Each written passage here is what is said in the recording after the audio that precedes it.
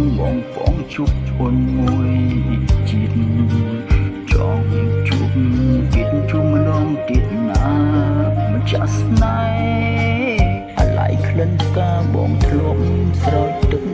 ធ្លាប់មើលថែ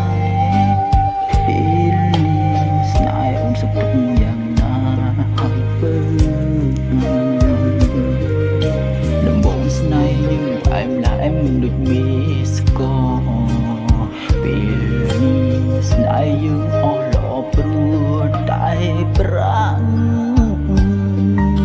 អូនជួយក្បត់បងដើរលេងបែកស្លុយចាំសាំងអូនធ្វើចាក់រឹងកាក្លេកខ្លាមិនសមស្រីឆ្នាំនេះបាត់ថ្លៃទៅណាមិនឃើញមកបានមួយអងពុំលងថ្លើមស្នេហ៍បេះដូងមកចង់ហាក់ដោតលែងចង់ដល់គ្នាព្រោះតែមិនឃើញសងសារមកលេងស្រុកដូចឆ្នាំមុន